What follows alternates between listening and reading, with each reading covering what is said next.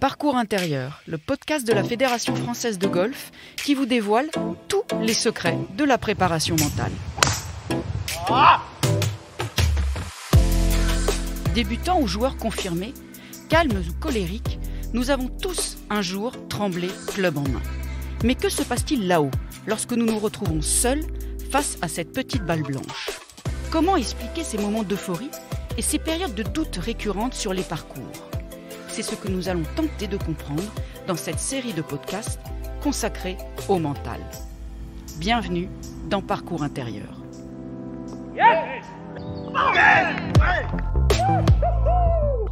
Dans ce nouvel épisode, c'est vers les jeunes que nous allons nous tourner. Les futurs champions en construction, pour lesquels taper plus fort demeure encore souvent plus important que de se construire un mental d'acier. C'est pourtant à cet âge où les émotions sont décuplées, où l'apprentissage est parfois synonyme d'impatience, que l'on apprend véritablement à se connaître et à raisonner. Une période idéale donc pour progresser mentalement. Cela ne se fait pas sans travail, c'est pourquoi je suis ravie d'accueillir Cédric Coquet, le coordinateur de la préparation mentale à la Fédération française de golf, qui va nous aider à comprendre ce qui peut aider les jeunes à se forger un mental de champion. J'étais quelqu'un de très frustré sur le parcours, je m'énervais beaucoup. Du coup, Cédric il m'a appris à me rester beaucoup plus calme sur le parcours, me relâcher. Et ce qui me permet souvent de gagner beaucoup plus de coups, parce que quand je m'énerve, je joue pas bien. Ça m'aide à me poser et à être beaucoup plus calme. Comme on voit chez les pros, eux ils s'énervent jamais. Ils sont très calmes et on voit c'est leur force. On vient d'entendre le jeune Noah Aucheroy qui occupe les premières places du classement français des moins de 16 ans et que vous suivez depuis qu'il a 10 ans, nous parler des bienfaits de la préparation mentale. En quoi justement, Cédric, est-ce que la préparation mentale destinée aux jeunes diffère de celle des adultes ? Bonjour Christelle, écoutez, oui, il y a quelques différences. Alors en fait, tout le monde fait de la préparation mentale de manière plus ou moins consciente ou inconsciente. Donc chez les jeunes joueurs, ils ne nous ont pas attendus pour en faire. Ils sont dans un mode un peu essai-erreur en fait, pour eux. Et à force de faire des erreurs et d'essayer, ils arrivent à trouver des solutions tout seuls. C'est-à-dire qu'on constate que sans avoir jamais vraiment préparé, ils ont des routines, ils ont des habitudes. Voilà. Ils sont dans l'instinct. Ils sont complètement dans l'instinct, une forme de naïveté, mais de lâcher-prise finalement qui leur sert énormément. Et à la fois, ils font de la préparation mentale, je dirais, de manière un petit peu inconsciente. Voilà. Alors, ce qui diffère quand même, il y a 2-3 choses qui diffèrent par rapport aux adultes. La première chose, c'est qu'il faut vraiment les garder dans une notion de jeu. Un enfant, ça absorbe, puis après, ça analyse les choses. Donc, il y a un espèce d'écart entre plaisir, déplaisir, où là, ils vont trouver des solutions et c'est tout un espace de créativité qu'il faut chercher à vraiment maintenir par rapport aux adultes qui, eux, sont beaucoup plus dans le rationnel. Donc, il faut les laisser un peu plus dans le jeu. Deuxième différence, c'est la relation qu'ils entretiennent avec leurs émotions. Souvent, ces jeunes, il faut qu'ils comprennent ce que c'est que la peur, ce que c'est que la joie, ces émotions qui viennent impacter leur corps par de l'adrénaline, par le cortisol, par des choses comme ça. Ils ne comprennent pas trop ce qui se passe. Et on leur fait gagner du temps en leur expliquant ce qui se passe. Donc souvent, j'ai des petites histoires. Moi, ça remonte à l'époque de l'homme de Cro-Magnon, où le stress, ça fonctionne comme ça. Et ils adorent ça, ça leur parle beaucoup. Et quand ils connaissent ce que c'est que le stress, ils désacralisent. Ils désacralisent et d'un coup, ils reviennent à une compréhension et la réaction du corps. Vous voyez, quand ils sont en compétition, finalement, ça leur parle. Il y en a même maintenant qui vont chercher de l'émotion parce qu'ils me disent je gagne des mètres avec mon driver parce que j'ai plus d'émotion, j'ai plus d'adrénaline et quand elle n'est pas là, ça manque. Donc on arrive à renverser les choses. Donc vous restez dans le ludique, mais vous faites attention à ce que les enfants gardent quand même un cadre sécuritaire. Complètement. La sécurité, c'est ce qu'ils recherchent. On cherche un socle identitaire et un socle sécuritaire avec eux. Souvent, on l'obtient dans le travail du groupe. Vous voyez, la dimension mentale aussi chez les jeunes, c'est comment bien les intégrer dans le club. Qui connaissent la personne arrivée à l'accueil du clubhouse, qui connaissent bien les référents de l'école de golf, qui se sentent intégrés. Ils ont besoin de ce rapport au groupe. On n'est pas que dans la relation au golf, finalement. Et dans la construction identitaire, quelle est la place, justement, pour ces jeunes de l'héroïsation ? Alors, l'héroïsation, c'est très important pour eux. En fait, ils sont vraiment dans le modèle. Ils ont besoin de se projeter, ils ont besoin d'avoir une forme... Le modèle du champion ? Alors, le modèle du champion...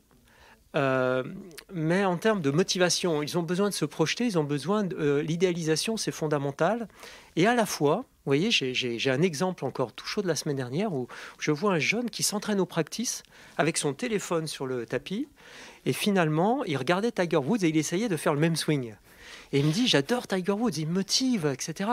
Et il n'y arrivait pas. Et là, on a travaillé sur son identité, son socle identitaire, en disant, mais il va falloir que tu découvres, le but de l'entraînement mental, c'est que tu te découvres comment tu fonctionnes toi, et que tu découvres quel est ton swing personnel. Et donc, on est revenu sur son identité personnelle. C'était assez marrant. Oui, parce qu'il ne faut pas qu'ils perdent leur propre identité. C'est ça l'enjeu. C'est exactement ça. Il faut même qu'ils la découvrent. Et au fur et à mesure des années, ils vont apprendre à se découvrir. Qui sont eux-mêmes ? Vous voyez, par exemple, je travaille avec des petits personnages. Je leur dis quel animal tu es. Alors là, j'ai une fille, elle me dit moi, je suis une panthère noire, mais j'ai des koalas, j'ai un peu de tout. Et donc, ils s'identifient à un animal, ils s'identifient à des personnages, d'autres sportifs ou des personnages de cinéma, même certains. Et donc, ces jeunes-là, à force de s'identifier, d'être dans l'idéalisation, ils arrivent à construire leur propre connaissance d'eux-mêmes, qui est quand même la finalité de tout ça, parce que quand ils vont bien se connaître, ils vont jouer leur identité sur le parcours et là, ils vont être efficaces. Et cette préparation mentale, elle s'adresse à tous les jeunes golfeurs, quel que soit leur niveau ? Alors, je dirais que oui, à tous les jeunes qui vont sur le parcours. C'est-à-dire que là, faut bien comprendre que la préparation mentale, c'est ce qui porte le score. Le score en golf, il est important, mais qu'est-ce qui porte le score ? C'est souvent la dimension mentale, c'est aussi une dimension technique et physique, mais la dimension mentale, c'est des compétences, voyez. On ne vient pas la chercher, on ne vient pas chercher des secrets. On vient vraiment chercher des compétences. On vient chercher des compétences. Alors, il y en a de multiples, mais je vous en cite 2-3. Par exemple, réussir à faire la différence entre un objectif de maîtrise et un objectif de résultat. Ça, c'est fondamental, puisque généralement, un objectif de maîtrise, c'est par exemple respecter sa stratégie. C'est pas simplement vouloir être le premier. Voilà. Réussir à rester attentionné sur sa routine. Voilà, jusqu'à l'arrivée de la balle sur le fairway. Oui, c'est des compétences. Et donc cette compétence, elle vous permet, quel que soit votre niveau, de prendre plus de plaisir sur le parcours, tout simplement. Complètement. Voilà. Et puis alors le plaisir chez eux, c'est si on l'a pas, on démotive. Ils viennent pas chercher call golf. Ils viennent aussi chercher le plaisir du jeu, le plaisir d'être avec des copains, etc. On sait que le golf, c'est comme le sport en général. D'ailleurs, il se pratique aujourd'hui de plus en plus jeune. Alors, à quel âge démarrer, selon vous, cette préparation mentale ? Alors, vous voyez, pour moi, avant 10 ans, c'est vraiment le rôle des enseignants et des pros, comme on dit. C'est des enseignants qui travaillent sur la construction des buts de routine, qui travaillent sur des imageries simples. C'est leur job. Mais à partir de 10, 11, 12 ans, alors là, il y a un espèce de revirement de situation, c'est-à-dire qu'ils vont commencer à prendre conscience des enjeux. Et là, je pense que c'est intéressant de démarrer à cet âge-là. Ils vont quitter la naïveté, un petit peu lâcher prise personnelle, pour arriver vers quelque chose qui est beaucoup plus en conscience. Et là, les compétences, il va falloir commencer à travailler dessus, c'est les compétences de base. Alors que vers 13, 14, 15 ans, on va beaucoup plus travailler sur leurs expériences et l'analyse de leurs expériences positives et négatives. Et là, on va déterminer 1 ou 2 objectifs par an et pour les faire revenir dans cette compétence inconsciente, finalement, qui est des savoir-faire inconscients. Mais si on revient sur la notion de précocité, vous percevez pas ça comme un fardeau, voire un risque pour ces jeunes ?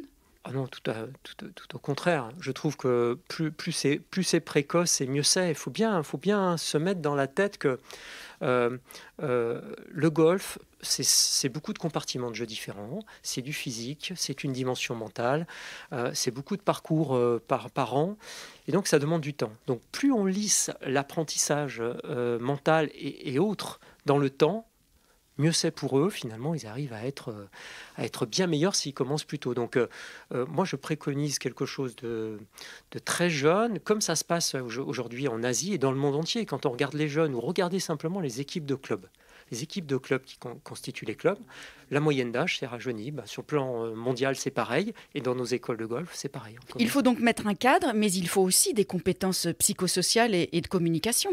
Complètement. Alors là, on a vraiment deux niveaux. On a le niveau micro, c'est-à-dire où on cherche à être dans la régulation de l'émotion, où on utilise l'émotion, comment accepter les coups ratés, comment construire une routine, comment respirer. On a ça, et puis à côté, on a toute la dimension, ce que moi j'appelle macro, qui vient même avant l'aspect micro. C'est-à-dire c'est comment intégrer sa personnalité de joueur, comment s'accepter comme l'on est, comment jouer sur ses points forts et comment on communique avec son staff, son entourage. Parce que ça, c'est une limite qui est intéressant à travailler pour ouvrir sur le micro. Et donc les objectifs précis de la préparation mentale à cet âge-là, quels sont-ils? Alors pour moi, on a 2 étapes. On commence très tôt, un peu comme les musiciens et les danseurs, mais la première étape, c'est vraiment l'étape des bases. Ça peut durer très longtemps d'ailleurs, ça peut durer des années, cette étape des bases. L'étape des bases, c'est apprendre à se connaître, c'est ça? Alors oui, mais pas que. L'étape des bases, c'est savoir utiliser la régulation des émotions.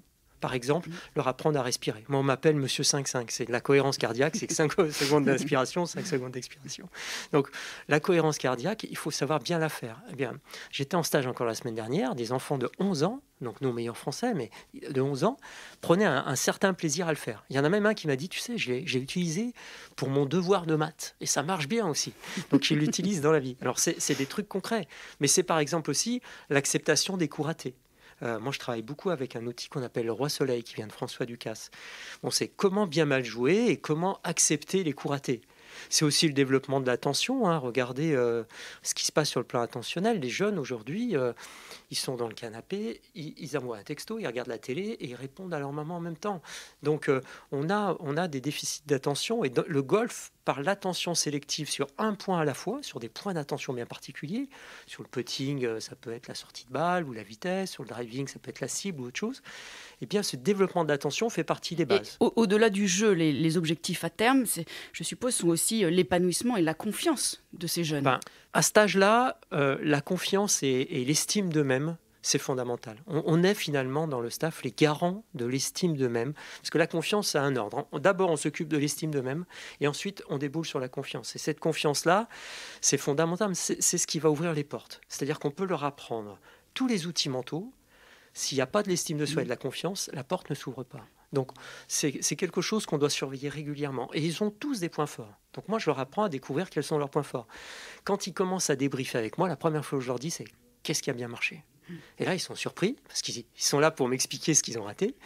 Et ils s'appuient sur ce qui a bien marché. Et en plus, vous avez une démarche extrêmement positive et vous ressortez toujours le positif pour eux. Donc, là, au niveau de la conscience, voilà, vous les gonflez à bloc, finalement. Complètement. C'est ça. Je leur fais, par exemple, faire un tableau où ils doivent faire qu'est-ce que je contrôle, qu'est-ce que je ne contrôle pas, quels sont mes points forts et quels sont mes points faibles. Et ça, on apprend à s'en servir. Et pour les parents et les encadrants qui nous écoutent, quelles seraient les erreurs à ne pas commettre ? Alors... il y en a quelques-unes, mais finalement pas tant que ça. La première chose, c'est pas vouloir trop en faire. C'est-à-dire qu'en fait... pas leur en mettre trop dans la tête. C'est ça. Un peu. Voilà, faut faire des choix, c'est renoncer. Ça veut dire qu'en fait, il va falloir faire attention à ce qu'on leur dit, parce qu'à cet âge-là, c'est des éponges, ils prennent tout. Un enfant, d'abord, ça prend, ça fait, et après, ça analyse. Un adulte, c'est le contraire. Donc, pour eux, il faut vraiment faire attention à ce qu'on leur dit et faire simple. Par exemple, trop de théories sur la concentration, l'activation. Moi, je ne parle pas comme ça. Moi, je leur dis, voilà, tu es focus dans ta routine et tu respires. Et ça fait activation, concentration à la fois, mais c'est clair. Donc, ils aiment bien des choses concrètes et assez claires. Ça, c'est la première chose. La deuxième chose, c'est que ils ont en eux des ressources. Ils ont plein de choses en eux. Donc, ils le sentent quand on croit en eux. Donc, il faut simplement essayer de faire ressortir leurs ressources. Mais c'est en eux. Ils ont beaucoup d'intelligence émotionnelle. Ils ont développé beaucoup de choses. Donc, avant de vouloir leur expliquer comment faire, il faut partir d'eux. Beaucoup plus, un peu comme les adultes. Et on a tendance avec les enfants à faire un petit peu, des fois, des enseignants directs, alors qu'on ne part pas assez d'eux. Et donc, c'est aussi se focaliser sur les efforts entrepris et non pas sur les résultats. Finalement, un peu, c'est formidable, tu t'es amusé... Et on verra où cela va te conduire, plutôt que de mettre une pression sur le résultat. Mais complètement, mais c'est exactement ça. C'est que le résultat, c'est la conséquence d'objectifs, de moyens et de compétences. Et ça, on ne le voit pas toujours comme ça. C'est-à-dire que quand on est parent, on a envie du bien pour notre enfant. Donc on se dit, si tu réussis, tu vas être bien. Mais pour réussir, c'est qu'une conséquence. Voilà, il ne faut pas confondre la conséquence et la cause. La cause, c'est les centrer sur des objectifs de moyens, les centrer sur des compétences et le résultat suivra. Et même dans les débriefings, vous voyez, quand je vois des débriefings de parents, plutôt que de dire aux enfants quand ils sortent du parcours combien tu as fait, c'est commencer par leur demander qu'est-ce que tu as réussi, sur quel coup tu as bien été, qu'est-ce que tu as appris de la dernière fois. Et puis ensuite, il y a le score, mais qu'à la fin et encore. Et dans ces conditions, justement, quel rôle doit jouer l'environnement et notamment la famille, qui est centrale ? Vous avez raison, la famille, elle est complètement centrale. Les parents sont la clé du projet, en fait. Ils prennent du temps. Ils organisent des choses, ils doivent motiver leurs enfants, ils investissent du temps et des fois même des moyens. Donc ce projet-là, c'est vraiment, on doit aller vers la création d'un processus et la création d'un projet autour d'un enfant qui doit s'épanouir. Et la question de l'intégration, par exemple, des parents dans le staff ne se pose même pas. Les parents font partie du staff autour du joueur. C'est-à-dire, il y a le coach du club ou de l'école de golf, il y a les parents, des fois il y a des intervenants extérieurs comme un préparateur mental, mais tout le monde doit communiquer ensemble. Et puis, un des rôles des parents importants, et là c'est un message que je passe aux parents, c'est vraiment partager les rêves avec vos enfants. Il ne faut pas que ce soit non plus que les rêves des parents. C'est ça. Très important. Exactement. On part des rêves des enfants et on vient appuyer les rêves des enfants et on leur apprend à se relever des fois. Parce qu'on ne gagne pas toujours. On leur apprend ce que c'est que de se relever, ce que c'est que d'être insistant, ce que c'est que d'être concentré. Mais on partage leurs rêves et on les encourage dans leurs rêves. Moi, je dis souvent, le rêve, rêver, et puis multiplié par 10. Et en fait, la famille, ça doit vraiment être une espèce de bulle bienveillante autour de l'enfant. Oui, c'est un regard positif, complètement. C'est ce qu'on disait un peu tout à l'heure. On utilise le golf et les tournois pour vraiment construire et préserver les besoins affectifs de votre enfant. C'est un peu ça l'idée. Et le coach technique, dans ce contexte-là, quel est son rôle exactement ? Le coach technique, la première chose, c'est qu'il est garant de la motivation et de l'attitude et des progrès du joueur. Donc, il n'est pas garant que de l'aspect technique, mais il est garant d'avant tout de la motivation et des progrès techniques. Surtout qu'il faut bien se dire que quand vos enfants vont arriver à l'adolescence, ils vont chercher de l'autonomie. Et donc, il va y avoir une forme de distanciation sur le golf avec les parents. Les parents sont toujours bien présents, mais un peu moins dans le golf. Donc, il va investir des fois le coach technique. En tout cas, le coach technique a une responsabilité importante. Puis, on va lui demander de faire un peu le répétiteur des drills mentaux. Il va intégrer de l'imagerie, il va intégrer de l'inconfort dans les séances, il va intégrer des jeux attentionnels. Et donc, il faut vraiment que le coach technique ait un peu cette fibre. Et il faut aussi, je suppose, développer le sens du jeu autant que la technicité. Parce que parfois, on a un peu tendance à se focaliser uniquement sur la technique. Complètement. Et il y a beaucoup plus que ça. En fait. Le sens du jeu, c'est l'essence même du golf. Vous voyez, sur les parcours, quand j'observe les jeunes joueurs en situation, il y a des joueurs qui ont un niveau technique plus bas, mais qui font de meilleurs scores. Je me dis, mais comment ça se fait ? Et en fait, ils ont le sens du jeu parce quand on cumule, moi j'ai fait des statistiques là-dessus, quand on cumule le nombre de trous réalisés par an, il est supérieur à un autre joueur qui passe beaucoup de temps sur le practice. Donc, un des messages, c'est sortez-les un peu du practice. Le practice, bien sûr que c'est important d'apprendre le swing, mais il faut surtout cumuler un nombre de trous important parce que ça leur donne le sens du jeu et le sens de la stratégie. C'est l'essence même de notre activité. C'est un jeu de golf où on marche sur un parcours où tous les coups sont différents. Ça, c'est très différent de la récurrence et de la régularité qu'on peut rechercher au practice. Donc, il y a deux mondes.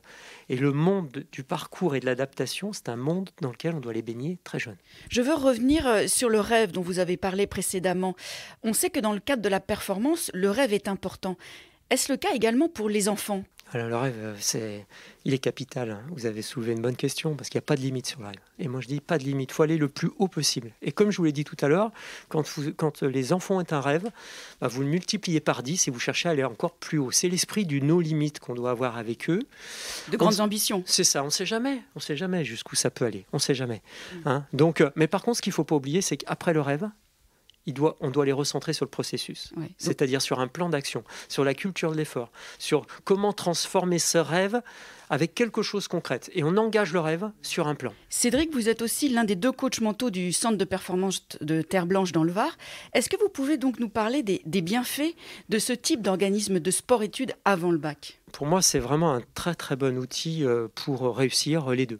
puisque là, jusqu'au bac, pour moi, on peut aller dans le double projet. C'est-à-dire, on peut réussir son bac et avoir même de très bonnes notes au bac, tout en étant l'un des meilleurs Français et commencer l'international et réaliser le haut niveau.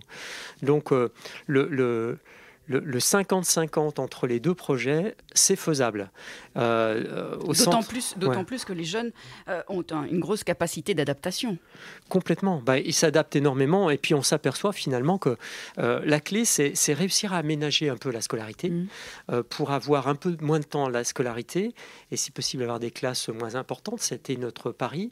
Et finalement, on s'aperçoit que pour un cours de maths où il faudrait 10 heures dans une classe standard, on divise tout par deux. Nous, en 5 heures, ils ont les mêmes compétences parce qu'ils sont moins nombreux et on va à l'essentiel. Et il y a aussi beaucoup de bons côtés. Il y a la stimulation avec les autres jeunes, il y a quand même l'optimisation du potentiel, la possibilité de faire du sport de haut niveau et un minimum d'études jusqu'au bac, c'est quand même formidable. Mais est-ce qu'il n'y a pas aussi un risque émotionnel ? Parce que finalement, cette structure, elle va remplacer une partie de la famille. Alors oui, c'est une forme de déracinement, mais à la fois, ça leur apprend la vie. Ça leur apprend la vie, donc ils s'habituent et puis ils sont bien entourés. On a un staff où on veille. Moi, je veille beaucoup à leur équilibre justement émotionnel et leur bien-être, tout en les poussant. Ils s'adaptent et il y a un risque, mais à la fois, ça leur apprend cette intelligence émotionnelle et relationnelle. Ça leur apprend à communiquer, ça leur apprend à aller chercher des ressources, à être autonome, et ça les prépare à la vie, quelque part. Ouais. Et est-ce que vous leur faites un entretien préalable ? Parce que ce n'est pas automatiquement donc, pour tout le monde, comme vous venez de l'évoquer.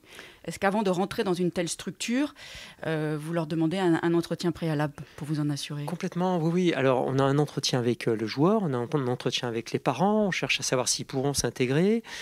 Et puis à savoir quel est leur projet, parce que c'est la force du projet qui fait la différence, pas forcément le niveau.